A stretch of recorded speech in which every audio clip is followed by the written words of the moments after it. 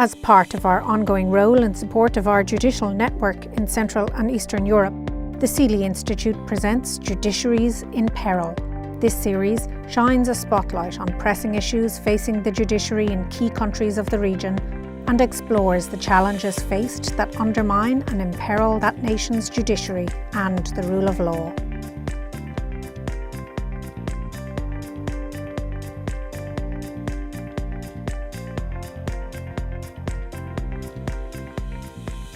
So thank you everyone for joining us for this fifth Spotlight webinar event where we focus on the judiciary in Ukraine. I'm Frida Greeley. I'm a program manager at the Seeley Institute based in Prague. Before I introduce our speakers, I'd like to hand you over to Chris Lehman, Executive Director of the Seeley Institute, for a brief introduction. Thank you, Frida, and I want to give my regards and welcome everyone this evening, particularly our three panelists, but also those of you that are joining for the webinar. This is part of our 10-year-old Central and East European Judicial Network project that we've had for almost a decade here at the Seeley Institute. We have had a long engagement with the judiciary in Ukraine and look forward to continuing that.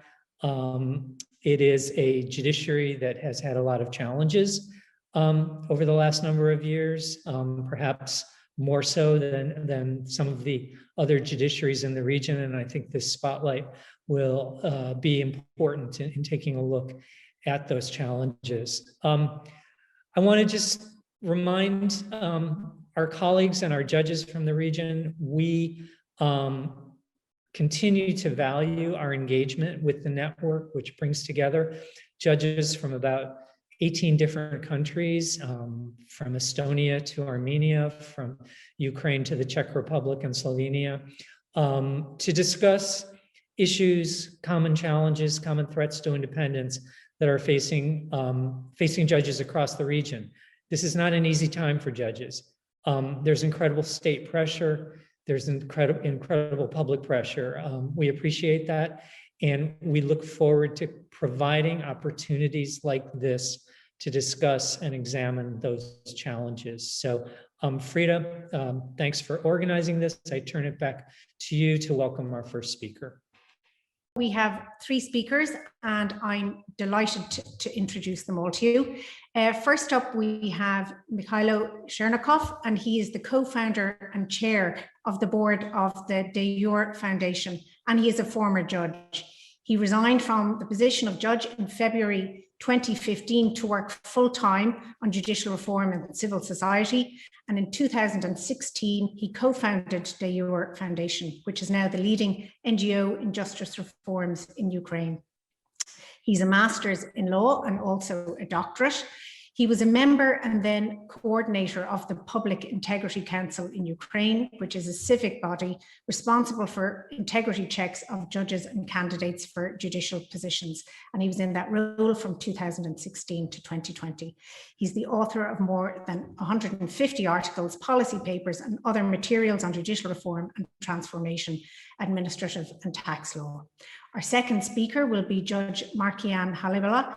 He's a member of the High Anti-Corruption Court. He graduated in 2004 from the law faculty of Lviv National University, and in 2013 he was awarded his PhD. After university, he worked as a lawyer representing clients who were victims in certain high-profile cases before the International Criminal Court. He also has experience as a legal expert in the non-governmental sector and cooperation with international projects run by USAID and the European Union. 2019, Judge Halibala was appointed as a judge of the High Anti-Corruption Court. And finally, our third speaker will be Eugenia Motorevska, and she is a producer of documentary films and works with the independent journalist investigation agency Śledztwo Info. She investigates violations and abuses in law enforcement and judicial systems of Ukraine. She has 13 years of work experience in media. She's also a former member of the Public Integrity Council, which participates in the selection of judges in Ukraine. And she's the recipient of a number of Ukrainian and international awards in the area of investigative journalism. So each of our panelists are going to take between 10 and 15 minutes, provide us with some presentations. And following that, we will go for questions. So please feel free to add your questions in the chat function or the Q&A. And I will now hand the floor over to Mihailo. Thank you so much.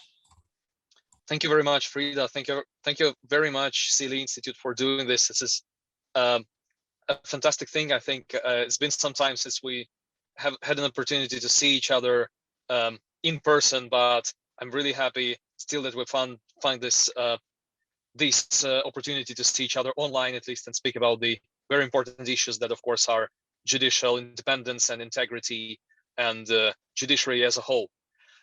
I hope, sorry, I'm speaking from a kind of a mobile office, almost reached my destination in time today. I hope this is okay.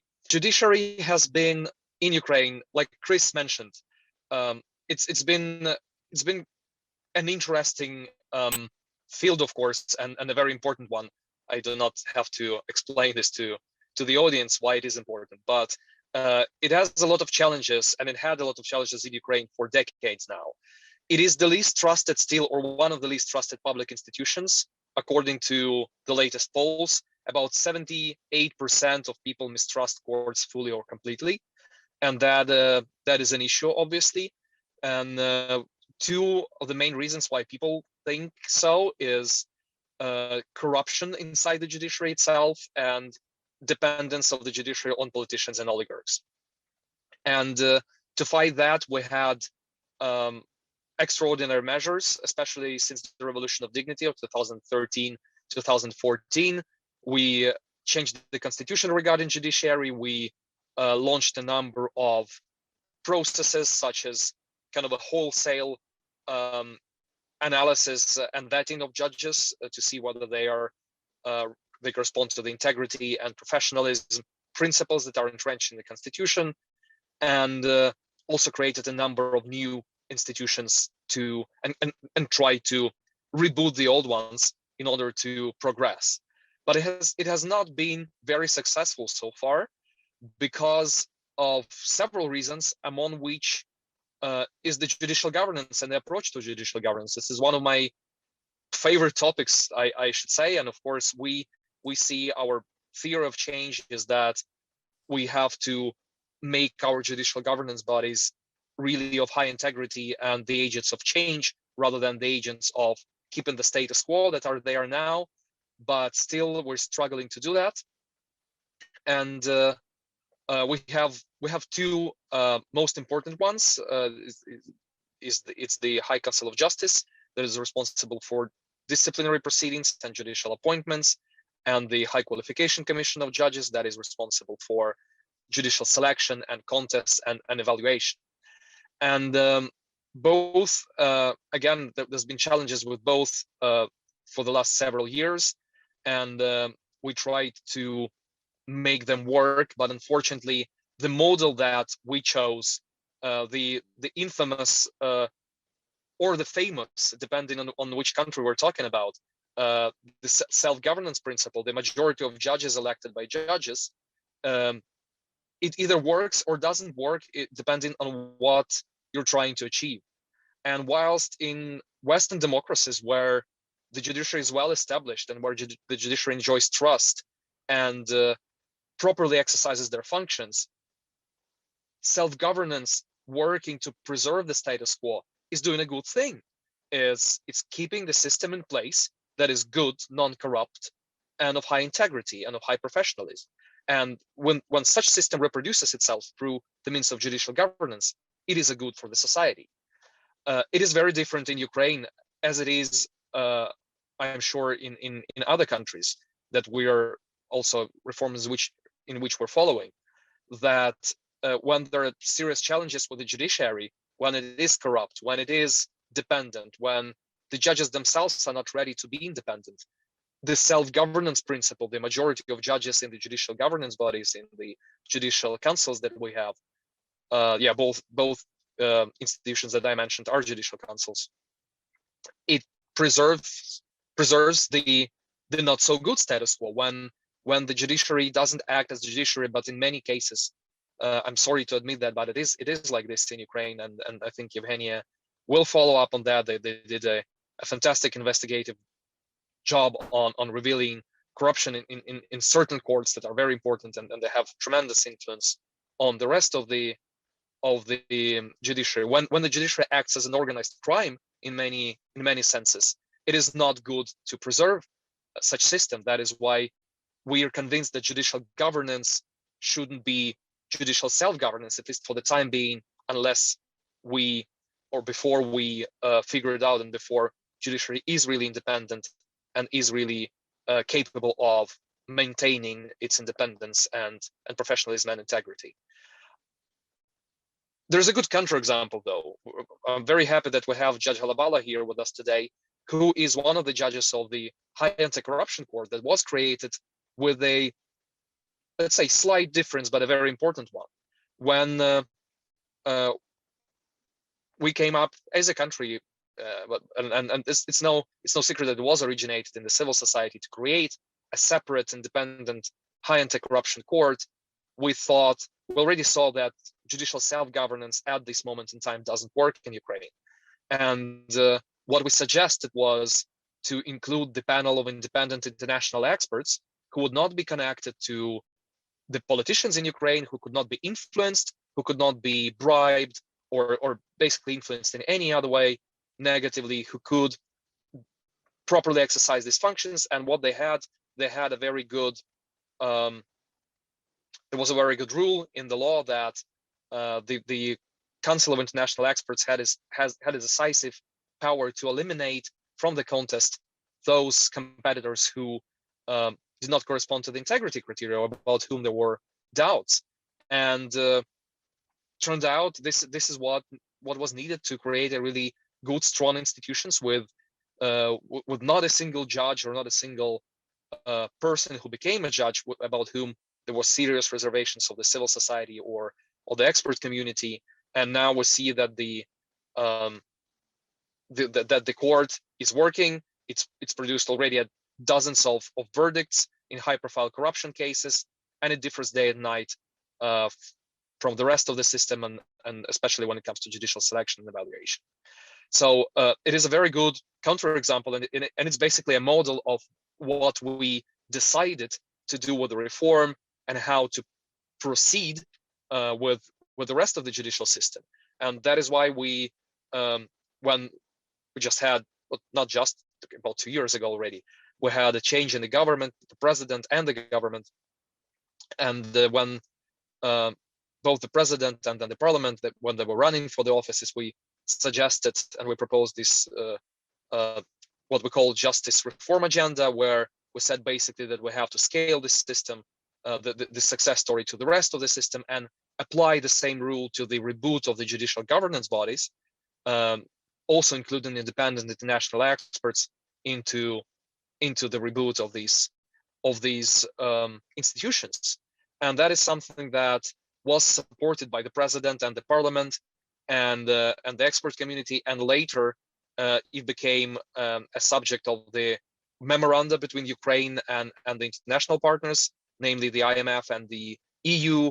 And then the Venice Commission also supported in numerous opinions the idea of inclusion of independent international experts, but also the members of the civil society of Ukraine in the selection of the judges and judicial governance bodies, also the judges of the Constitutional Court, with which we also have a number of issues now. So all in all, the idea is to basically to reboot the judicial governance bodies with the help of those institutions and groups in the society that enjoy the most trust. Those are actually, when it comes to judicial selection, the independent international experts and representatives of the civil society. So far, though, it has been challenging. We have not done this yet. There's been attempts, but they were blocked, unfortunately, still by the High Council of Justice, the top institution in the judicial system, that is now, as we see, as we're following their activity, is not only actively blocking the reform efforts, unfortunately, but also actually exercising pressure on the judges of the anti-corruption court. That is, again, I have to emphasize, is different from the rest of the system, and it is their mandate to go after, so to say, the other judges, because they're subject to the investigation by the National Anti-Corruption Bureau, and then these cases go to the anti-corruption court. That is why the old system kind of sees a threat in them and essentially attacks them and wants them to cease to exist. And now we see this kind of small, now we're in the point where we see the small islands of integrity and the really new institutions where we see that judiciary is working and it is producing fair, just decisions, and it is becoming the agent of change. But at the same time, we see, ironically or even absurdly, some might say, the parts of the same justice system where the judges vote for their representatives that were supposed to protect them and their independence to the High Council of Justice. We have 11 out of 21 members of the High Council of Justice are selected directly by the judges, but unfortunately they still become this peril, they still become this threat to real judicial independence, and that is probably number one problem now. And again, we think that the way out of that is simply to engage the expert community from the countries where rule of law is respected, where the practices are good and solid, and where, which is probably the most important, well, we already have a good track record of rebooting or selecting the judicial institution with the help of these experts, and it works brilliantly. So just finishing, I have to say that, of course, there's a lot of challenges right now, but we already know how to move and what to do. What is important now is to unite behind these efforts and to really help us achieve what has to be achieved, not least by actively engaging in rule of law reforms in Ukraine, and by pushing from all the sides, by pushing our government to do the right thing, and of course also to rethink the approach to judicial governance, at least for the time being, when in the democracies that are developing, where the rules that are designed to do good for their judges do not work for the good of the judges, they work in opposite direction. So at least for the time being, before we establish a trustworthy and professional judiciary of high integrity, change the approach to judicial governance, include those who enjoy the highest trust from the society, to kind of reshuffle, to reboot the system, and then when we have the really trusted institution, then we're ready to switch back to judicial self-governance. And I'll stop here, and of course I'll be very happy to take the questions and answer them. Thank you very much. Thank you so much, Michailo, for that hugely interesting and informative overview. And I'm sure we will come back to some of those points in the questions, and perhaps some of our participants will have questions too that they can add in the chat feature. So now I'm delighted to hand over to our second speaker this evening, Judge Markian Halabla. The floor is yours. Thank you very much, Frida. I'm happy to see you all and to hear you all. Well, distinguished participants of the webinar, it's a pleasure for me to speak in front of such an honorable public. Not so many of us are present, however, it's interesting to share our experience, and I would like also to share my presentation. After Euromaidan revolution of dignity, Ukraine has finally self-determined with its pro-Western vector of development. Thus, we needed to prioritize the reforms in the field of anti-corruption and the judiciary, because the state of things in these fields was among the worst. In 2016 was founded the National Anti-Corruption Bureau of Ukraine, NABU, a new body in Ukrainian law enforcement created with the purpose of cleansing top government level of corruption. NABU started to work in a quite intensive way. At the same time, unfortunately, the Ukrainian judiciary found itself not ready to deal with high-profile anti-corruption criminal cases. The necessity to solve such a gap raised. Ukrainian NGOs and other international partners began to promote the establishment of the new court institution that will be in charge of high-profile corruption criminal cases consideration. However, the top politicians were against this idea and undermined it.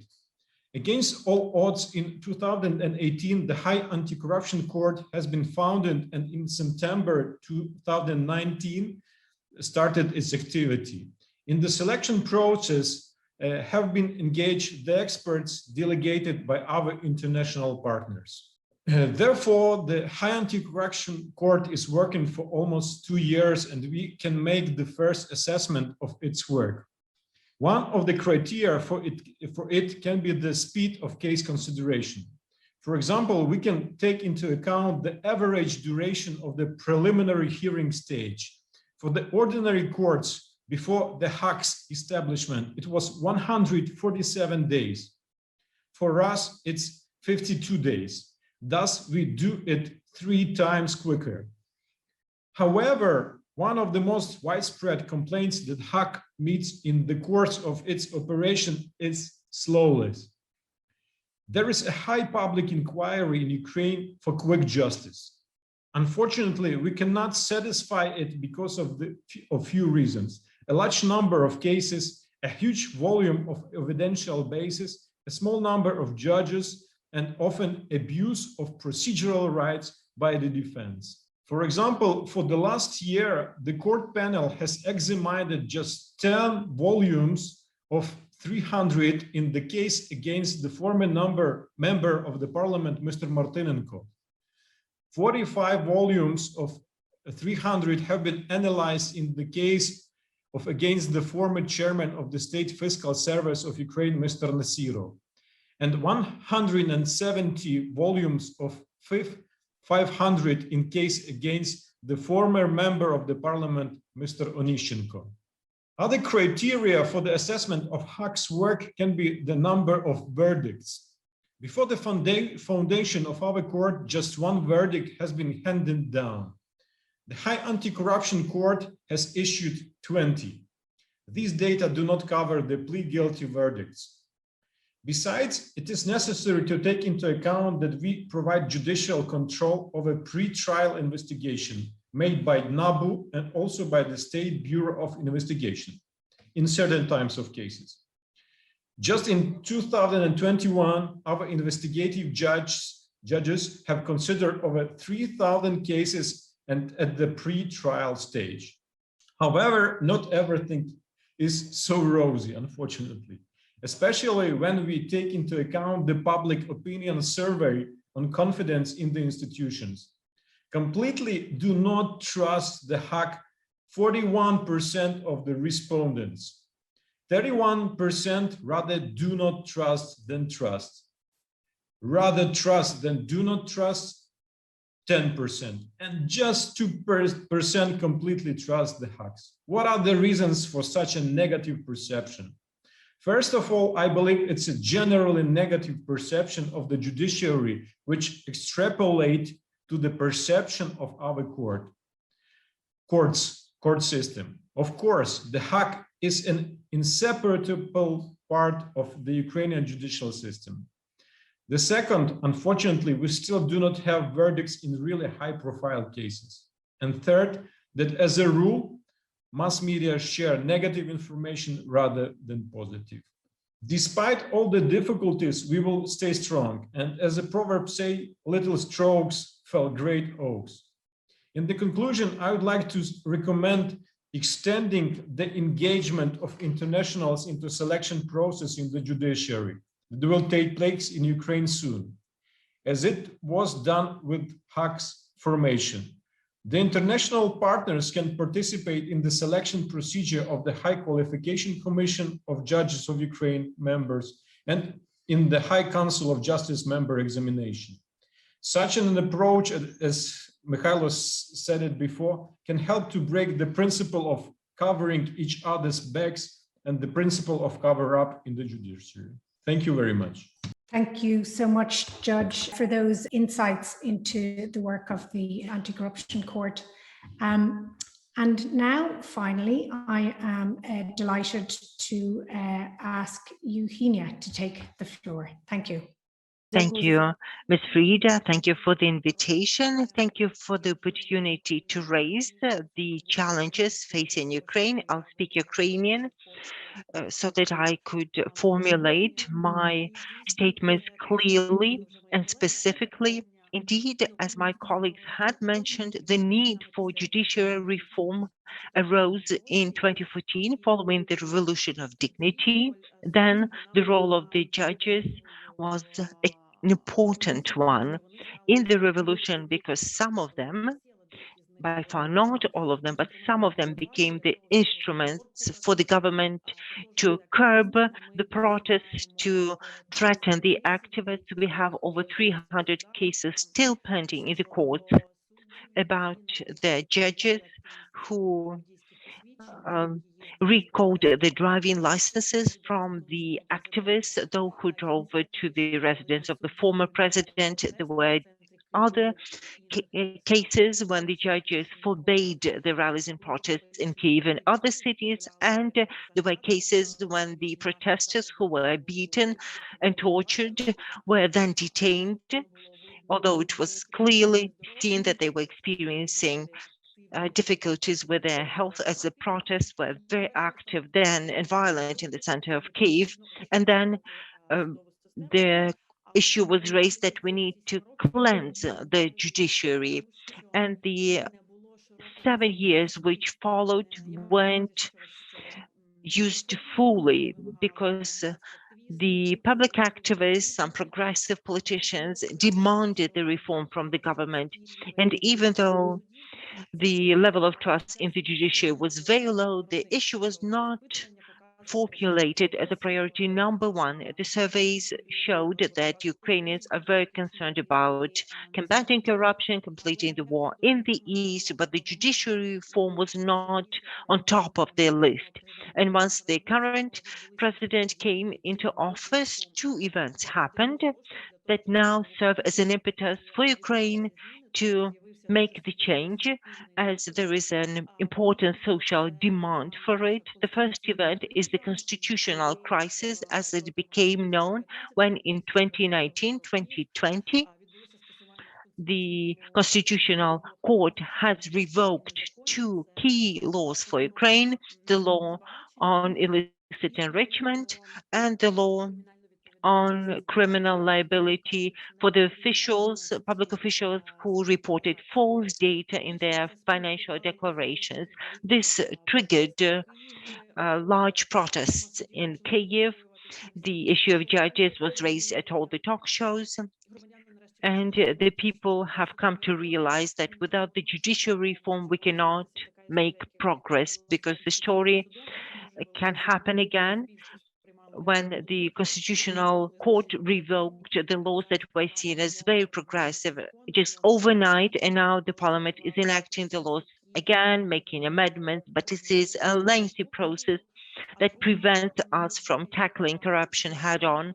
And the second event that heightened the problem with corruption and showed the scope of problem was the 2019 year, when there was a leak from a chamber of one of the key courts in Ukraine, and this is the district court in Kyiv of administrative jurisdiction. This is a court hearing cases against the public institution. So this court has a very important standing in Ukraine, because most decisions made by the Ukrainian government appealed in this court of law, and the chairman of the court for a long time had a very extensive clout in Ukraine, my team got hold of the records. In 6 months, the Ukrainian law enforcement tapped the meetings and conversations going on in judicial chamber. He was notified of suspicion on a number of occasions. Some records were made public. Some other records were made available to us as the journalists. We've listened to half a year of the conversations. And if earlier the opinion was that the greatest problem in Ukraine is low-level corruption, and we had a lot of discussion about the pay that should be offered to the judges. How do we combat the bribery at the case level? Then after these Vogue tapes became public, the issue was raised about the political dependence of judges and the independence of the judiciary overall, as the records have shown the fantastic scope of abuse. In particular, the records show that one of the key courts of Ukraine, the decisions are made at the instruction of the president of the court. So the records contain scores of meetings and conversations between the president and the judges when he instructed them on the decisions that they should make. These tapes recorded dozens of high-profile Ukrainian cases, including political ones, on the review of utility tariffs. It's a very relevant issue for Ukraine, on the restitution in the job of firing of the high-ranking official. The same court has a lack of transparency in the review of cases on the nationalization of the private bank. It's high resonant cases in Ukraine in beyond. It's one of the largest banks in Ukraine, formerly owned by an oligarch, Ihor Kolomoisky, which is now under investigation and sanctions in the US.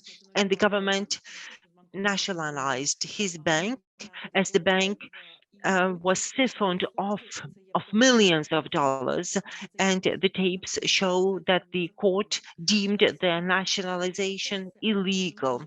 The trials are still in progress, but this leak resulted in the bomb effect, as finally the journalists started talking and writing about the problems of the judiciary reform. It became raised at the political shows, and finally people came to understand that the Ukraine needs a true judicial reform, and we need to start right there and not elsewhere. And what Mikhailo was saying is very relevant. We need to reform the judicial self-governance institution, as this case with the president of the court. He's a superstar of the Ukrainian judiciary. He's well known due to the tapes, and despite the fact that suspicions were delivered to him, he's hiding from the NABU. He's not appearing for interviews at the NABU. He is not turning up in court for the measure of restraint to be chosen against him. And since judges enjoy such a level of immunity in Ukraine, there's difficulty in forcing him to appear. Still, this president of the court is still serving on the post because the High Council of Justice, the judicial self-governance body, the only agency that can recuse the judges and discipline them, refusing to do so. And this cover-up has been in the country for 2 decades, and we can't break it without cleansing the system by bringing in outsiders who would help shape new, transparent agencies of judicial self-governance. And not to end on a negative note, I'd like to say that Ukraine has undoubtedly, in the 7 years from the starting point of 2014, when first attempts of the judicial reform started, Ukraine has done a lot. There's been a lot of SME coverage of the judicial reform, of the cleansing of the judiciary core, and changes have happened. Changes have happened in the social perception. If 10 years ago, no one in Ukraine raised the question of the conflict of interest, as when myself and Mikhailo participated in the selection of judges to the Supreme Court, there have been times when the judge of the Supreme Court would review the cases decided on by their nephew, and it did not call any surprise from the public. But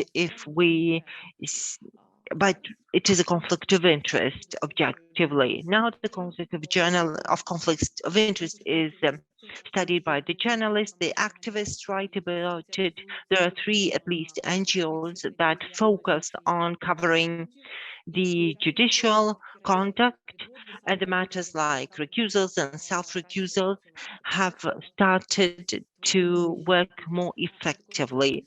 We have the High Anti-Corruption Court established that Halabala, the judge, spoke of. We had the Supreme Court. There are still some issues with the Supreme Court, but still the activists, the lawyers and the activists assess it as a much better entity than its predecessor, and surely, and this is due to the heightened attention of the public, the conduct of the judges has changed. Now there's more talk of the Code of Judicial Ethics, of being consistent with Bangalore principles in Ukraine. And if a decade ago the judges would show off their luxurious lifestyle out of line with their official income, now this has not been done. So even if the judges have some assets or live beyond their means, this is done secretly. And I would say that despite the fact that we didn't have far-reaching changes, we will see them in the upcoming years. And the changes in the assessment of the judges have already taken place. Now there's a war amongst the progressive public activists, the progressive MPs with the government to implement a real law that would help cleanse the judiciary, that would help create judicial governance agencies. As a journalist, I've long been covering the judicial area and judges, and I know that without an adequate High Council of Justice, which is the main self-governing body for the judges, no hiring, disciplining or recusals can happen in Ukraine. Same as this agency cannot protect the progressive judges. As another benefit that last years have borne is that there are some whistleblower judges in Ukraine, the people who dared to speak out about the problems and corruption in Ukraine. There's Larisa Holnik, a renowned Ukrainian judge that together with the special service filmed being offered a bribe, and the self-governance agency cannot cleanse the system and cannot protect the judges that seek the cleansing of the system. Thank you for your attention. Thank you so much, Eugenia. Some very interesting cases that you brought us through there, and you also mentioned some of the positives in the change as well. So everybody, that's about all we have time for this evening. I want to thank you all so much for attending, in particular our panel, for all the effort you put into your presentations. Thank you, Judge Halabala, Mikhailo and Eugenia. We really appreciate all of your time and effort